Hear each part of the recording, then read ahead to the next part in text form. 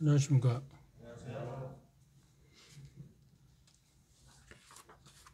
천주 기린교회 집회를 위해서 기도해 주신 형제자매님들에게 감사의 표현합니다. 이번 일정이 생각보다 뜻밖의 일이 있어가지고 길고 힘들었는데 하나님께서 은혜 베푸셔서 잘 감당할 수 있게 하셨습니다. 이번 집회가 시작되기 전에 지난 금요일 날 충주에 이수정 형제님 계신데 어린이집 이사장입니다. 근데 전화가 왔는데 그 한상일 형제님이 충주에 장로일을 하시는 분인데 그 부처님이 오랫동안 병중에 계셨는데 위독하다는 이야기를 들었습니다. 그래서 위독해서 요양원에 좀 계시는데 요양원에 가셨다고. 그런데 만일 경우 금요일 날 주님께서 부르시면 금토일 일요일 날에 모든 행사가 장례식이 진행되기 때문에 어려움이 되기 위해서 충주의 형제 자매님들도 그렇고 많은 그 소식을 접하는 형제 자매님들이 조금 생명의 길을 좀 연장해 주면 좋겠다, 그렇게 기도했었는데 이번에 가서 들으니까 한상일 형제님이 제가 이제까지 만난 형제들 중에서 보면 효자 중에 효자예요. 정말 효자입니다. 대단한 형제입니다. 참 그렇게 부모한테 잘하는 형제를 제가 만나보지 못했습니다. 대단한 형제인데 11시쯤, 그러니까 금요일날 11시쯤 이제 위독해서 병으로 옮겼는데 요양원이 병원 같이 있어서, 그런데 하나님께 그렇게 간절히 기도했답니다. 하나님, 1시간 정도만 생명을 연장해 주면 토요일날 주님이 데려가시면 행사에 아무런 문제가 없으니까 좀 그렇게 해주시면 좋겠다고 그렇게 기도하고 아버지한테 그렇게 하겠다면, 아버지 지금 갈 때가 아닙니다. 좀 더 기다려 달라고. 참 의미 있는 이야기입니다. 재밌는 이야기입니다. 그런데 숨은 계속 쉬시고 계시는데 의식은 없고요. 그런데 이제 1시간 정도 흘러서 이제 토요일날 0시가 됐는데 그때 마음 가운데 안진심이 돼서 그렇게 아버지한테 이제 귀는 듣고 있기 때문에 그렇게 말씀을 드렸답니다. 아버지 이제 가셔도 됩니다. 참나 재밌죠? 그런데 0시 30분에 주님이 이렇게 부르셨다고, 참 기적 같은 이야기. 그런데 임종 직전에 어떻게 그런 기도를 할 수 있었고 아버지한테 그런 이야기를 할 수 있었는가, 그 여유, 어디서 왔을까 할 때 그게 믿음이 아닌가, 그런 생각을 했습니다. 저도 금요일날 만약에 운명하시게 되면 주님 부르신다면 기린도 집회 때문에 참석할 수 없어서 도와주고 특별한 저도 관계를 가지고 목욕탕에서 등도 밀어주고 한 그런 일이 있기 때문에 기회가 주어지면 좋겠다 계속 기도하고 그 밤이 이제 지나고 다음날 이제 토요일에 주님이 부르시면 좋겠다고 그렇게 기도했었는데 하나님이 그렇게 놀랍게 기도 응답하여 주셨습니다. 그래서 기름내에서 주일날 4시에 끝나서 출발해서 6시 한 30분에 도착해서 7시경에 입관 의식을 했고, 그리고 그 다음날 하루 자고 다음 단식하고 또 매장하는 그 순서까지. 그런데 거기 공원 묘지가 진달래 공원 묘지인데 어마어마하게 크더라고요. 상상을, 제가 그 공원 묘지가 그렇게 큰 걸 본 일이 없어요. 그런데 거기는 화장하지 않고, 화장하고 오는 사람도 있지만 대다수는 그냥 매장한다고 하더라고요. 그래서 그 부처님도 매장하는 모습을 눈이 와가지고 어려웠었는데 그래도 아무 일 없이 잘 장례식을 마쳤습니다. 그래서 일정이 너무 빡빡해가지고 힘들었는데 그래도 하나님께서 잘 감당하게 해주신 것은 여러분들이 기도해 주신 기도 응답이라고 생각해서 감사를 드립니다. 오늘 고린도전서 4장 14절에서 22절에 있는 말씀을 함께 보겠습니다.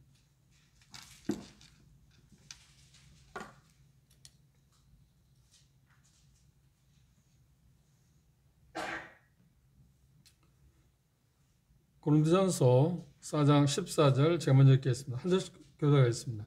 내가 너희를 부끄럽게 하려고 이것을 쓰는 것이 아니라 오직 너희를 내 사랑하는 자녀같이 권하려 하는 것이라.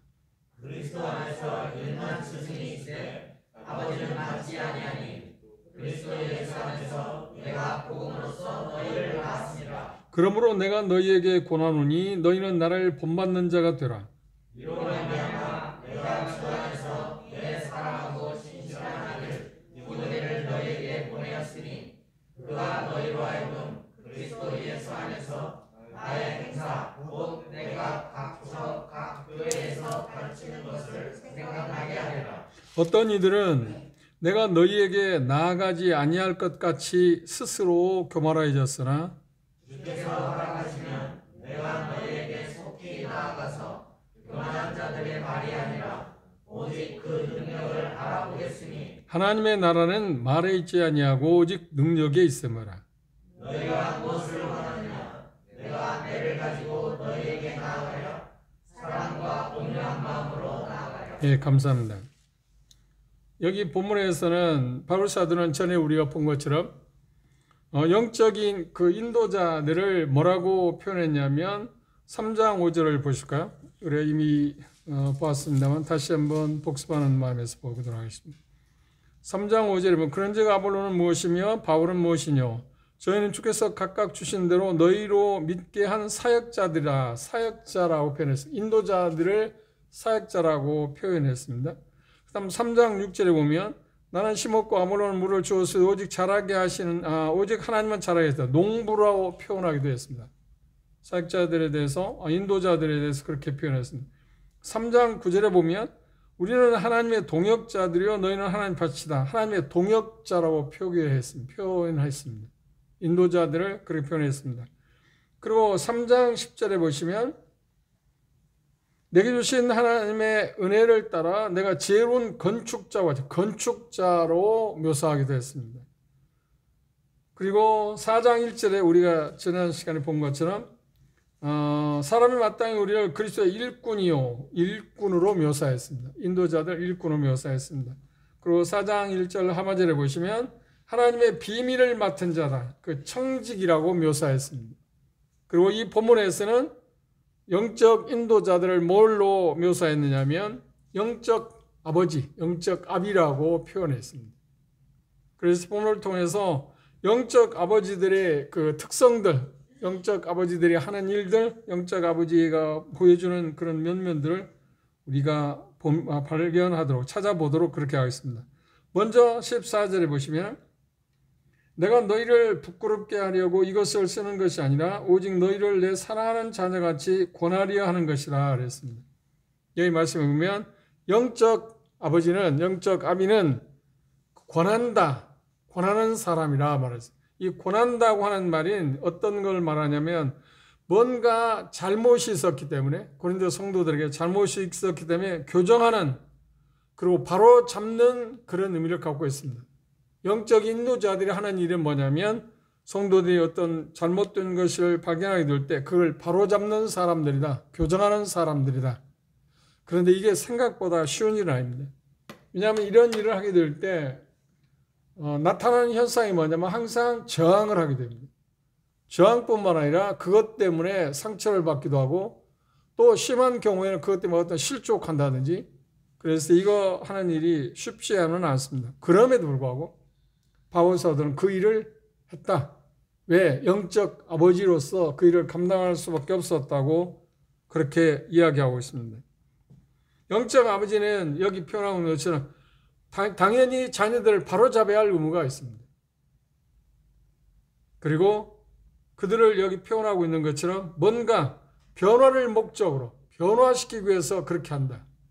그냥 단순히 꾸짖기 위해서 화풀이 하기 위해서 자기 감정을 폭발하기 위해서 그런 게 아니라 바로잡기 위해서 그런 게 분명한 목적을 갖고 그렇게 했다고 하는 것을 이야기하고 있습니다.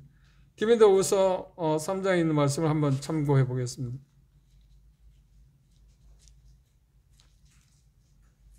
디모데후서 3장 16절 17절에 보시면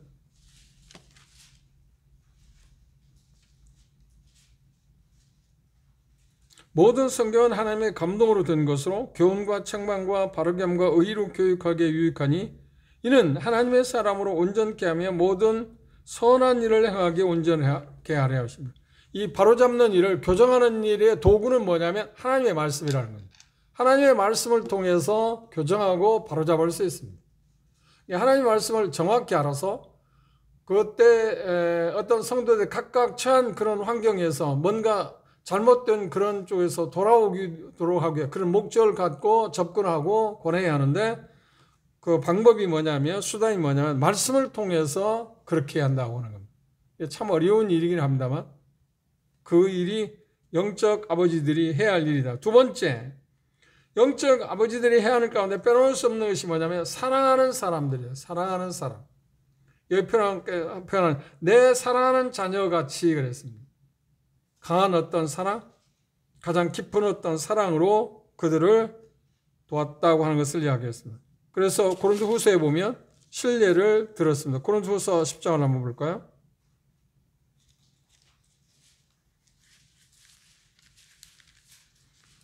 고린도후서 10장 14절 15절을 보시면 우리가 너에게 미치지 못할 자로서 스스로 지나쳐 나간 것이 아니요 그리스도의 복음으로 너에게까지 이른 것이라.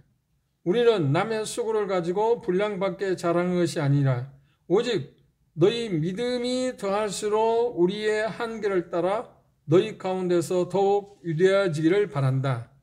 이 표현에 말한 것은 어떤 거냐면 자기는 정말 사랑하는 자녀들을 대하듯 영적인 자녀를 대하듯 고린도 성도들을 대했다고 하는 겁니다.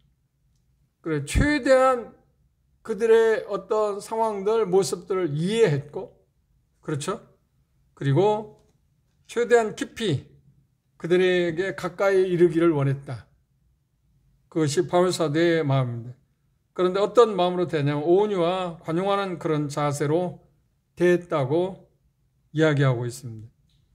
그런데 영적인 인도자들이 사랑하는 형제 자매들을 이렇게 돕는 일에 있어서 무엇보다 우선한 게 뭐냐면 사랑이라고 하는 것이 필요하다. 사랑이라는 게 없으면 문제가 되지 않아요?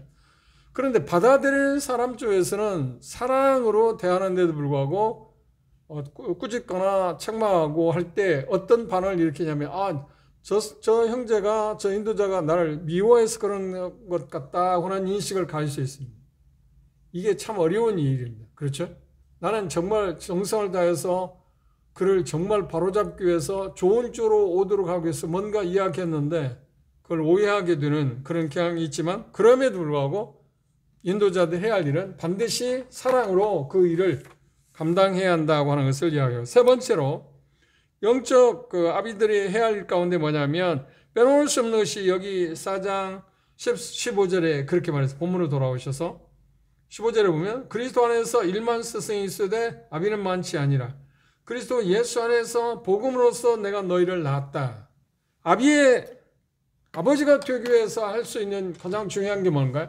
그렇죠. 복음으로 낳아야 하는 것입니다. 아버지는 자녀가 없는데 아버지가 될 수 있는 건 아니지 않나요? 그래, 복음으로써 낳은 사람들. 그게 아비의 빼놓을 수 없는 항목 가운데 하나입니다. 그렇죠? 그만큼 자기가 낳은 자식들처럼 자녀들처럼 훈계하고 권하는 것이 필요한데 그 어떤 사람이 그 아비가 될 수 있냐면 복음으로서 낳은 사람, 낳을 수 있는 사람. 그런데 그게 본인이 사도 바울이나 어떤 전도자들이나 인도자들이 뭐 자기 힘에 의해서 복음으로 그들을 낳았다는 게 아니라 성령님의 도우심으로 말미암아서 내가 복음을 전했는데 도우심으로 말미암아서 영적인 열매를 얻게 되었다는 겁니다. 그 사람들이 아비의 자격이 있다는 거죠. 그죠? 그런데 이 부분에서 우리가 조심스럽게 반성해야 할 부분이 뭐냐면 나는 복음을 전해서 몇 사람이나 낳은 일이 있을까? 열매 말입니다.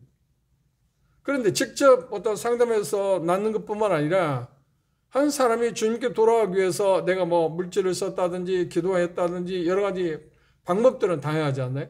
그런 일을 통해서 그 어떤 사람이 구조자였다가 주님께 돌아오는 일에 기여한 일이 내게 있을까? 그도 내가 여하튼 낳은 사람 중에 한 사람 아닌가요? 영적 아버지라고 하는 말은 반드시 자기가 수고함으로 말미암아서 복음을 전함으로 말미암아서 생산한 자녀들이 있어야만 영적 아버지가 될 수 있다. 여기에서 우리는 좀 도전을 받아야 할 일이라고 생각합니다. 그런데 이 부분에서 대개 경우 영적 추수는 영적인 추수라고 이야기하죠. 자녀를 복음으로 낳는 거니까 영적 추수는 목적을 위해서 지명된 일꾼들이 해야 할 일입니다. 이것이 하나님의 섭리입니다.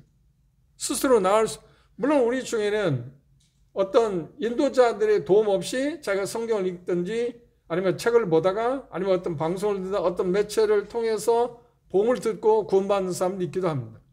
그런데 일반적인 것에 대하면 일꾼들을 통해서 복음을 전해지고 그래서 영적인 열매를 맺도록 하는 것이 하나님의 섭리라고 우리가 그렇게 받아들이는 게 필요한 겁니다. 그래서 우리는 그 일에 대해서 부단히 심의를 기울여야 합니다. 그러니까 여기 영적 인도자들에 대해서 지금 이야기하고 있지만 우리는 누구에게 복음을 전해서 주님께 돌아오면 한 사람의 뭐가 되는 게 아비가 되는 거지 않나요? 그래서 그들에 대해서 관심을 갖고 사랑으로 우리가 해야 할 일들을 충분히 감당해야 한다. 그런데 경험에서 보면 여러분도 그렇지만 내가 복음을 전해서 그거 주님께 돌아온 형제나 자매가 있다 오면 다른 사람들의 말엔 그렇게 신임을 않는다. 그리고 어떤 권면을 잘 받아들이지 않을지 몰라도 그 사람의 말은 잘 받아들여야 되어 있습니다. 그렇죠? 왜냐하면 영적인 아비니까. 그게 어떤 특성을 갖고 있습니다. 당연히 내게 복음을 전해준 그 사람에 대해서 우리는 존경할 수밖에 없고 그리고 말을 어떤 권면을 들을 때 부드럽게 받아들일 수 있는 성향이 있습니다. 그래서 아비로서의 그 자격을 갖추는 것 그 필요하다 생각할 수 있어. 네 번째로 보면 16절 17절에 보면 이게 인도자들에서 큰 도전이 되는 말씀입니다. 16절 보십시오. 그러므로 내가 너에게 권하니 너희는 나를 본받는 자가 되라. 그리고 17절에 그걸 이어서 뭐라고 하냐면 이를 인해서 나를 본받으라고 하는 이야기를 하면서 내가 주 안에서 내 사랑하고 신실한 아들 디모데를 너희에게 보내놓느니 저가 너희로 하여금 그리스도 예수 안에서 나의 행사 곧 내가 각처에서 가르치는 것을 생각나게 하려. 이 말은 뭐냐면 내가 고린도 성도들에게 나를 본받으라고 이야기했는데 했고 그 일을 대신해서 누구를 보내냐면 디모데를 보냈는데 디모데가 어떤 걸 하냐면 내가 보여준 방식, 내가 보여준 삶을 그도 똑같이 살 거다. 그걸 통해서 본을 보일 거다. 이게 카피했다고 그랬어요. 디모데는 바울 사도를 정말 카피한 사람. 본받는 사람. 디모데 모든 것을 보면 누구를 읽을 수 있다고요?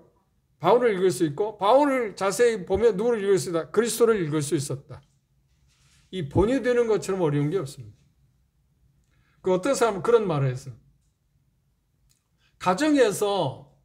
자기 가정에서 성경적인 표현을 한다면 제자를 삼다? 그것처럼 어려운 게 없다. 왜냐하면 삶을 실제적으로 계속해서 보여주고 있기 때문에. 그렇죠? 어떻게 꾸밀 수가 없지 않나요? 일상적인 삶에서 그냥 자연스럽게 접하기 때문에. 그런데 바울 사도는 고린도 교회 성도들에게 1년 8개월 동안 그곳에 머무는 동안 전혀 그런 부분에 대해서 손색이 없었어요. 그런데 아울러서 같이 동역했던 디모데도 똑같이 바울 사도와 같은 보조를 같이 했습니다. 좋은 본이 빠졌다고 하면 그 가르침은 효과적일 수 없잖아요. 그렇죠? 그럼에도 불구하고 여전히 인도자들이라고 할지라도 연약함이 있습니다. 그래 실수도 하고 제대로 본을 보이지 못할 때도 있습니다. 그럼에도 불구하고 계속 좋은 본을 보이는 것은 대단히 중요한 것입니다. 여기 바울사도 한 말을 다른 말로 하면 직역하면 내가 말한 대로 행하라. 내가 말한 대로 행하라. 그리고 또 뭐라고 이야기하냐면 내가 내 행위대로 여러분들을 또 따라서 하십시오. 내가 말한 대로 행하라고 말할 때 더 중요한 게 뭐냐면 내가 행하는 것을 보고 나를 따르라. 참 바울사도는 정말 대단한 분입니다. 인도자들이 이 목표를 향해서 가야 합니다. 그렇죠? 자주 실수하고 넘어질 수 있을 겁니다. 그럼에도 불구하고 그 일을 계속해야 합니다. 그 일을 계속해야 합니다. 언젠가 말씀을 드렸습니다만 그 스코틀랜드 가서 맥체인이라는 그 목사님이 21살에 부름을 받고 29살에 주님께서 부르셔서 더 이상 그 활동을 못 하셨는데 그분의 모습이 오랜 시간이 흘렀는데요. 거기 가보니까 그 교회 가서 보니까 여러 분들이 서신을 보낸 거 있는데 그분이 두드러진 특성이 뭐냐 하면 사람들이 그분을 추모할 때 뭐라고 하냐. 그분은 메시지를 전한 대로 산 사람이다. 정말 도전을 받았어요. 이건 생각보다 어려운 거거든요. 근데 바울 사도는 그런 삶을 살았다. 디모데도 그런 삶을 살았다. 이게 가장 중요한 게 뭐냐면 본을 보이는 것이다. 우리의 그 속된 그 격언이라고 표현하나요? 그런 말이 있잖아요. 개 말고 개. 좀 길게 해서. 개는 어떻게 하는가요? 걸을 때 어디로 가는가요? 자꾸 옆으로 걷잖아요. 그런 게 자기 새끼들한테 야 나는 옆으로 걸을 때 너 똑바로 걸으라고.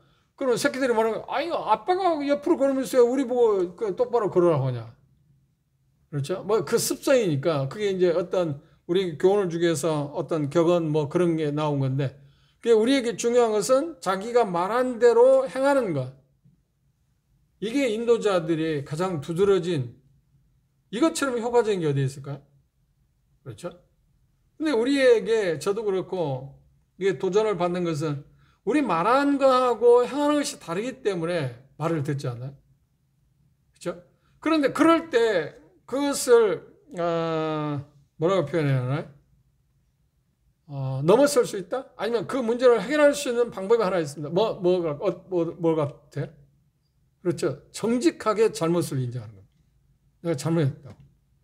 그런데 생각보다 자기가 잘못하고 그 잘못을 인정하는 게 생각보다 어렵습니다. 제가 언제가 말씀을 드렸잖아요. 세상에 가장 용기 있는 사람이 누구라고요? 그렇습니다. 잘못하고 잘못했다고 말하는 사람. 그 사람이 정말 용기 있는 사람이고 위대한 사람입니다. 실상 그렇습니다. 그 어리석은 사람 아닙니다. 그런데 사람들은 어떤 생각을 하냐. 자기 잘못한 것을 잘못했다고 말하면 바보라고 생각하거나 존경하는 데서 멀어지거나 그럴 거라고 생각하지만 전혀 그렇지 않습니다. 그런 실수는 하지 않아야겠지만 그래도 본을 보는데 연약하기 때문에 실수할 수 있을 수밖에 없는데 실수할 때마다 내가 잘못됐다 정직하게 말하는 거예요. 그 실수를 넘어설 수 있는 방법이잖아요. 본을 보이는 데 있어서 그리고 형제 자매들의 입장에서 인도자들의 그런 모습을 볼 때 우리가 이해할 게 뭐냐면 하나님께서는 전혀 실수를 하지 않는 왜 천사들을 인도자로 세우지 않았을까요? 왜 무슨 투성이 연약한 사람들을 하나님이 선택해서 인도자로 선택했을까요? 그렇죠. 그것에 대한 가장 큰 목적이 뭐냐면 하나님의 영광을 받기 위해서입니다. 그 사람들, 연약한 사람들 들어서서 하나님의 위대하심을 드러내기 위해서입니다. 그렇다 손치더라도 하나님의 손에 잡힌 쓰임받는 인도자들의 마음 가운데 가장 중시해야 할 게 뭐냐면 본을 보이는 겁니다. 디모데는 어떤 면에서 바울사도의 복사판이었습니다. 그래서 디모데를 고린도에 파견했는데 왜냐하면 디모데를 보면 바울을 볼 수 있었기 때문에 그랬어요. 바울을 보면 누구를 볼 수 있었다? 그리스도를 볼 수 있었다. 그래서 바울은 당당하게 뭐라 했나요? 너희들은 나를 본받는 자가 되라 그랬어요. 이런 자세를 취하는 것. 그것이 우리들의 목표입니다. 그죠? 거기에 도달했다고 말할 수 있는 상황.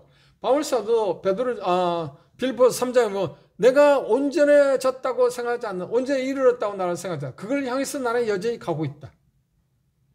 그게 인도자들의 자세입니다. 그럼에도 불구하고 본을 보이는 것 그게 영적 아비가 해야 할 그런 특징 가운데 하나입니다. 다섯 번째로 10절에 보시면 16절입니다.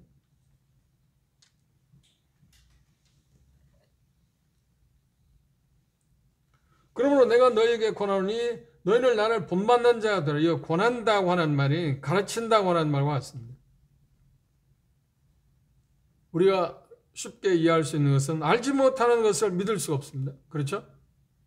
전혀 듣지 못한 원리를 살아낼 수 있나요? 듣지 못했을 때 살아낼 수 있을까요? 원리를 모르는데 어떻게 살아낼 수 있을까요? 그러니까 영적 인도자를 해야 할 일은 뭐냐면 그걸 알려주는 것입니다. 그걸 성경에서 알아내서 그걸 알려줘야 합니다. 알려줘야만 성도들이 살아갈 수 있지 않나요? 그것도 정확하게 알려줘야 돼요. 잘못 알려주면 잘못 삶을 살게 되니까. 제가 누누이 말씀드렸잖아요. 잘못된 가르침은 반드시 뭘 낳는다고요? 잘못된 삶을 낳을 수밖에 없습니다.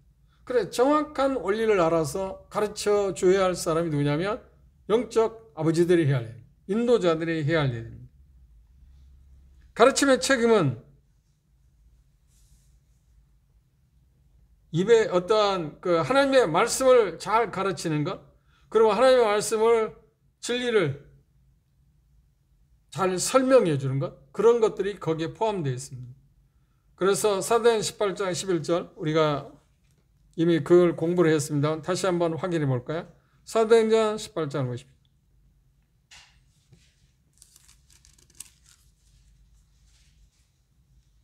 11절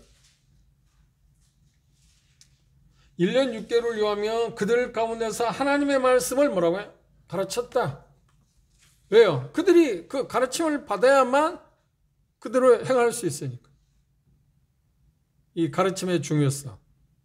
그래서 인도자들은 하나님의 말씀을 정확히 알아서 명확하게 가르치는 것, 그것이 가장 중요하다. 우리가 중요한 것은 가르칠 때 가르치는 것 그 자체로 끝나서는 안 됩니다. 먼저 가르치는 사람이 그 가르침을 준행하는 것이 필요해요. 에스라서에 보면 에스라는 율법에 연구하고 그리고 그것에 대해 연구할 뿐만 아니라 준행하는 것을 목표로 생각했어요. 자기 자신을 가르쳤다. 우리의 삶 가운데서 가장 모순이 뭐냐면 가르치는 사람이 그렇게 안 산다. 훌륭한 선생은 누군가요? 교사는 누군가요? 가르친 대로 사는 것입니다. 그런데 그러지 못할 때 어떻게 하는 방법이 있다고요? 그걸 만회할 수 있는 게 뭐라고요? 그렇게 분명하게 잘못을 인정하는 거예요. 정직하게 이야기하는 거예요. 그런데 가르칠 때 어떻게 가르치라고요? 에베소서 4장을 보십시오.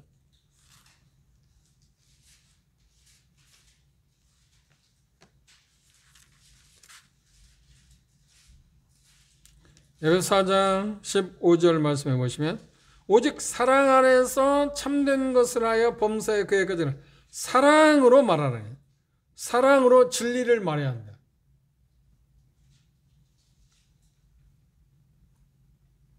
그래야만 그들이 잘 가르침을 받을 수 있다고 이야기합니다. 1세기에 유명한 그리스도인이 있었는데 아우구스티누스라는 사람입니다. 그 사람은 이런 말을 했습니다. 나무 열쇠는 황금 열쇠만큼 아름답지 못하지만 황금 열쇠가 열지 못하는 문을 만일에 나무 열쇠로 열 수 있다고 하면 황금 열쇠보다 훨씬 쓸모가 있다. 우리는 대다수가 나무 열쇠와 같은 사람입니다. 황금 열쇠는 많지가 않습니다. 그죠? 그런데 그때마다 적절하게 어떤 상황에서 어떤 문을 열 수 있는 역할을 한다고 하면 황금 열쇠 못지않다는 겁니다.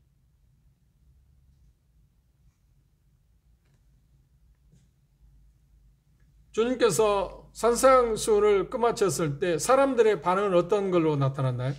이렇게 표현했습니다. 마태복음 7장 보십시오. 메시지를 다 듣고 나서 대다수의 반응이 이렇게 반응했습니다. 마태복음 7장 29절 보십시오. 28절부터 예수께서 이 말씀을 마치시면 무리들이 그 가르치심에 놀라니 이는 그 가르치시는 것이 권세 있는 자와 같고 저희 서기관들과 같지 않았다. 이 말의 표현은 무슨 말이냐면 보통 사람들이 그분의 말씀을 들으며 기뻐했다는 거예요. 그러니까 단순하게 순수하게 가르쳤다. 순수하게 어렵게 문자를 넣는다든지 학문적으로 접근한다든지 그러지 않았다. 저도 이런 부분에서 도전을 받는데 가능하면 쉽게 듣는 사람으로 하여금 쉽게 이해할 수 있도록 하는 것이 대단히 중요하다. 이번에 기린도교의 주제가 처음 사랑을 회복하라 주제였거든요. 그런데 처음 사랑이라고 하면 처음 사랑을 회복한다고 하면 가장 중요한 게 뭐냐? 처음 사랑이 도대체 뭐냐가 그걸 규정해야 하잖아요. 근데 생각보다 그게 막연한 이야기입니다.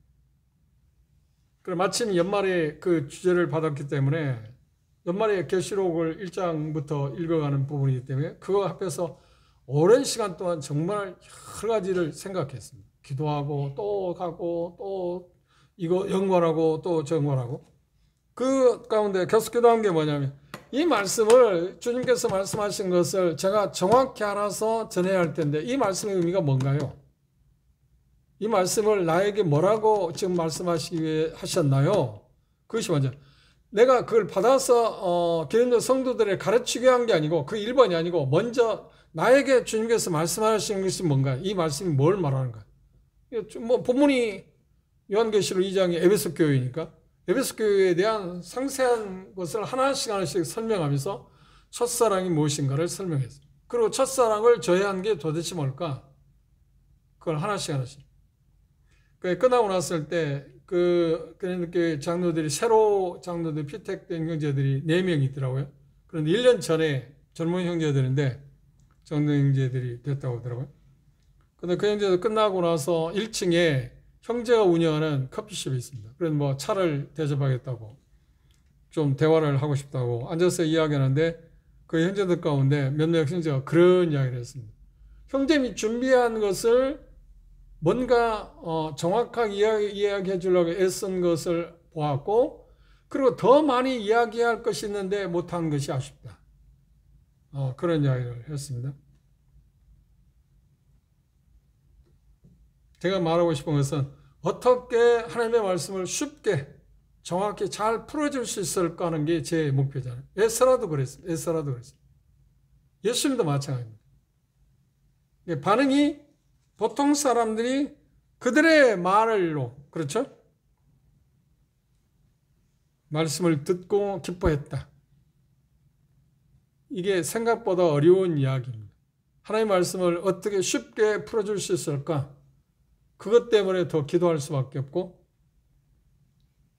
더 많은 시간을 할애할 수밖에 없습니다. 영적 아버지의 특색 가운데 마지막으로 여기 뭐라고 그랬나요? 징계한다. 18절부터 본문에 돌아가서 18절부터 보시면 어떤 이들은 내가 너희에게 나아가지 아니할 것 같이 스스로 교만해졌으니 그러나 주께서 허락하시면 내가 너희에게 속히 나아가서 교만한 자의 말을 알아볼 것이 아니라 오직 그 능력을 알아보겠노라. 하나님의 나라는 말에 있지 않냐고 오직 능력이 있어. 이 말은 무슨 말이냐면 고린도 교회들이 방자에게 행했는데 교만했다. 방자에게 행했는데 왜냐하면 바울사도가 다시는 오지 않을 거다.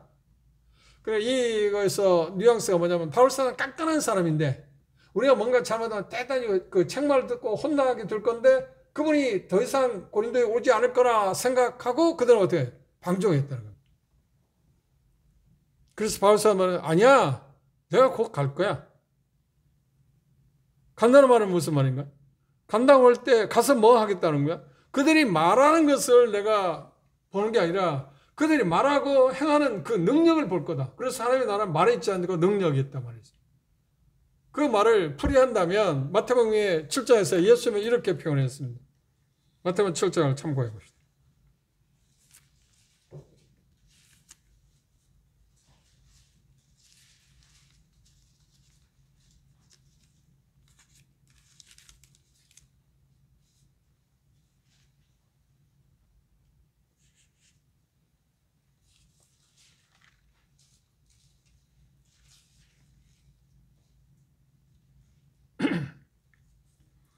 마태복음 7장 15절 이하입니다. 거짓 선지자들을 삼가라. 양의 옷을 입고 너희에게 나오나 속에는 노략질하는 일이라. 그들의 열매로 그들을 알지니 가시나무에서 포도를 또는 엉겅퀴에서 무화과를 따겠느냐. 이와 같이 좋은 나무마다 아름다운 열매를 맺고 못된 나무가 나쁜 열매를 맺나니 좋은 나무가 나쁜 열매를 맺을 수 없고 못된 나무가 아름다운 열매를 맺을 수 없느니라. 아름다운 열매를 맺지 아니하는 나무마다 찍혀 불에 던지우니라. 이러므로 그의 열매로 그들을 알리라.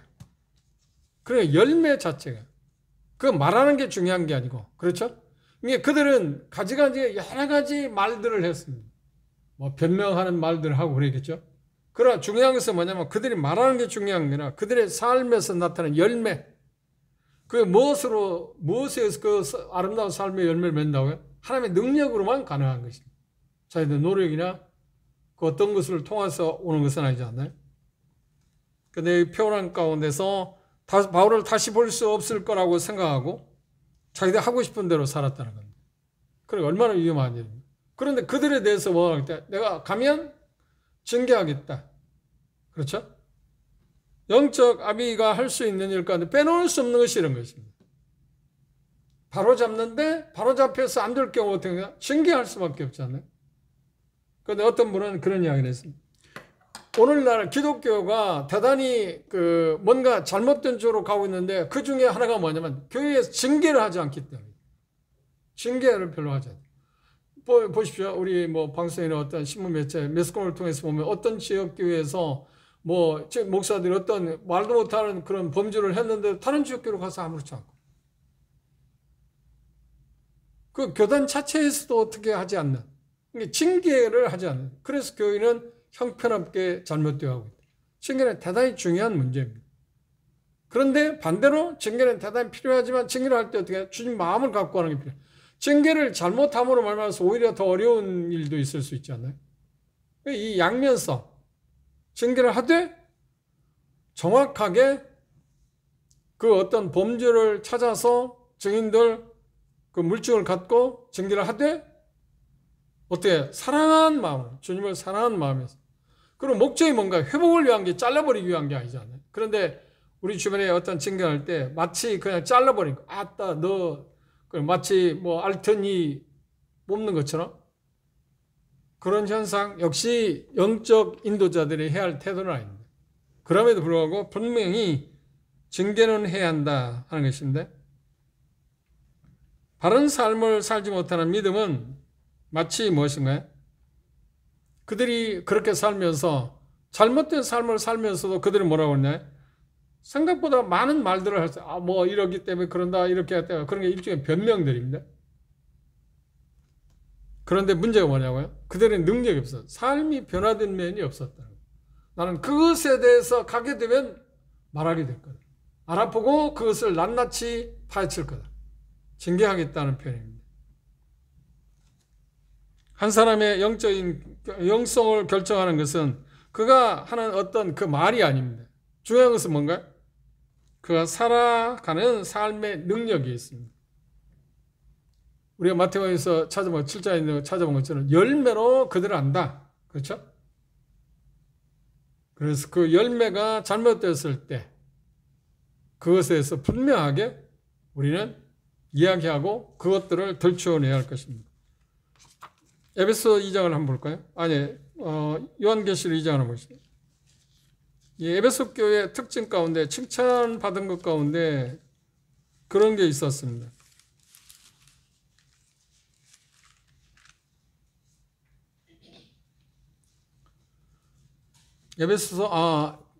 요한계시록 2장 3절에 보시면 내가 내 행위와 수고와 내 인내를 알고 지금 에베소 교회의 그 장점 칭찬하는 것입니다. 또 악한 자들을 용납지 아니한 것과 자칭 사도라되 아닌 자들을 시험하여 거짓된 것을 내가 드러냈다. 그렇죠? 이게 교회 인도자들이 해야 할 일입니다. 잘못된 것을 잘 파헤쳐서 드러내는 것. 그리고 그것들을 용납하지 않은 것. 그들과 어울리지 않게 하는 것. 그런데 고린도 교회는 생각보다 그런 쪽에 약했습니다. 그래 다음 시간에 우리가 음행에 대해서 세상에서도 보기 드문 세상에도 있어서는 아니들 그런 음행이 죄를 범했는데 그들은 어땠나요? 아니 뭐 괜찮다. 그 고린도 문화가 그랬으니까 도덕적으로 성적인 도덕적으로 문제가 별로 없었기 때문에 괜찮다. 그리고 회개하는 마음이 없어요. 본인도 마찬가지지만 그 성도들 자체도 이게 얼마나 어처구니 없는 일입니까? 이유가 뭘까요? 그렇지.